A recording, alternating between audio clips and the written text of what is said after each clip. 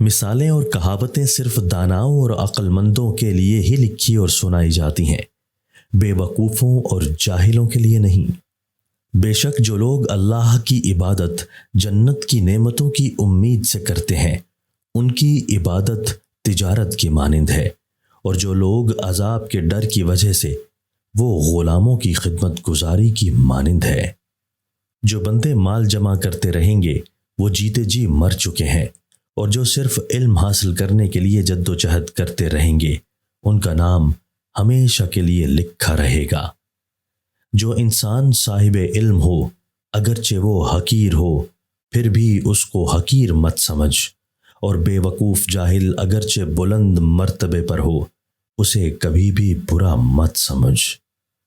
جس رفتار سے تیرا مرض بڑھتا چلا جائے تو اسی رفتار سے اس کا علاج کر۔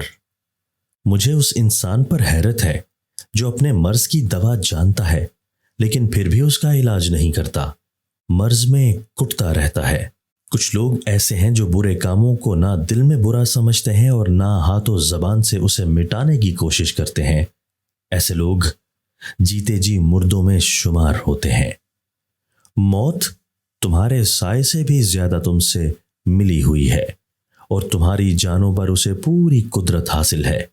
مجھے اس بندے پر تعجب ہے جو لوگوں کو مرتا دیکھ کر خود کو پھر بھی گناہوں سے نہیں روکتا۔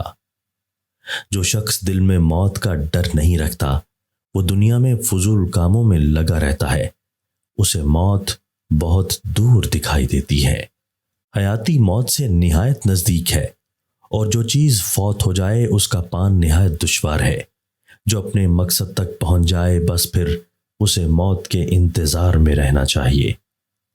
خوشی ہے اس بندے کے لیے جو سانس کی تنگی اور قبر کی پوسیدگی سے پہلے اپنی جان چھڑانے کے لیے جد و جہد کرتا ہے۔